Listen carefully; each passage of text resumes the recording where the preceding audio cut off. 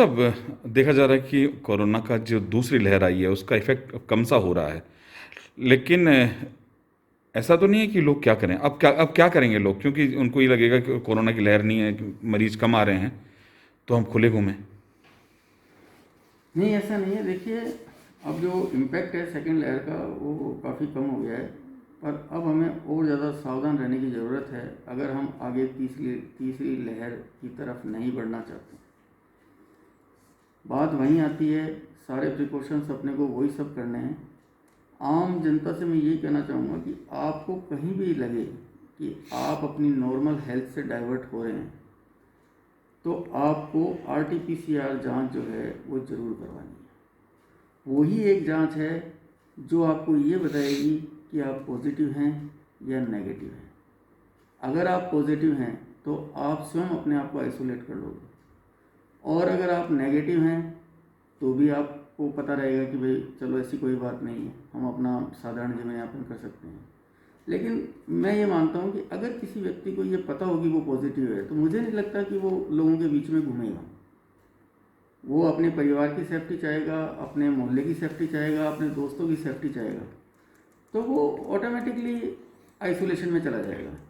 लेकिन अगर कोई जांच नहीं करवाता है, फिर तबीयत खराब होने के बावजूद भी, और अगर वो पॉजिटिव है और जांच नहीं करवा के वो लोगों में घुल मिल रहा है, बैठ रहा है, बातें कर रहा है, तो ये वो एक इम्पॉर्टेंट पॉइंट है जहाँ से इन्फेक्शन स्प्रेड होना शुरू हो जाता है कम्युनिटी में।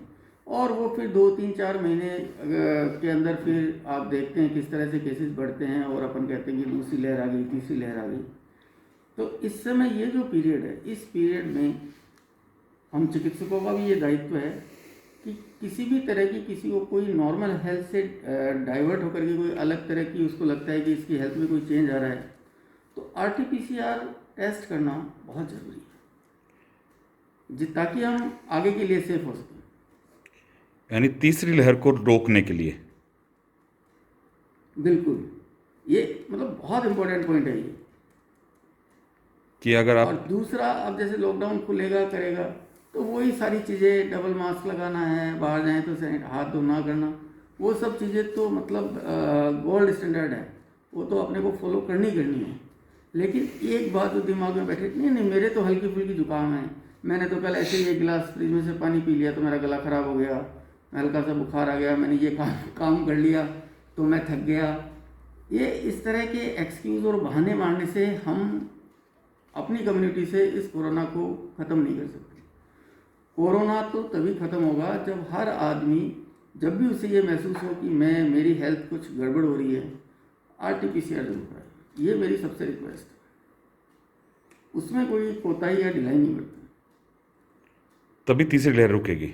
हाँ, तभी अपने संक्रमण को रोकेंगे, क्योंकि जब अपने को ये पता लग गया है कि ये आदमी पॉजिटिव है, वो आइसोलेट रहेगा, तो वो जो चेन, जो ट्रांसमिशन है उस व्यक्ति के द्वारा दूसरे लोगों पे संक्रमण करने की जो उसकी क्षमता है, उस पर ब्रेक तो तभी लगेगा। आज मुझे कुछ होता है और मैं टेस्ट नहीं करवाता हूँ और अपने परिवार के लोगों के साथ रहता हूँ, तो दे ही रहा हूँ उनको संक्रमण, और वो लोग भी अननोइंगली जिनसे मिलते हैं उनको दे रहे हैं। इस तरह से ये प्रोपोगेशन इसका, वायरस का जो फैलता है कम्युनिटी में, वो बड़ा डेंजरस है। तो आपका कहने का मतलब है कि अगर तीसरी लहर को अगर रोकना है तो प्रिकॉशंस अपनाने होंगे। अगर हम एक जगह से दूसरी जगह माइग्रेट कर रहे हैं, जैसे मान लीजिए अपने यहाँ पे प्रवासी महाराष्ट्र गुजरात में रहते हैं, तो मैं उनसे भी कहूँगा कि जब आप अपने देश में आ रहे हैं तो कम से कम आप अपनी जांच है वो ईमानदारी से करवा के आए। या हम यहाँ से वहाँ जा रहे हैं तो हमें भी जांच करवा के ही जाना चाहिए। अगर हम पॉजिटिव हैं तो अपने आप को यहीं पे हमें आइसोलेट रखना चाहिए। चलिए डॉक्टर साहब, आपने हमसे बात की उसके लिए बहुत बहुत धन्यवाद। Thank you.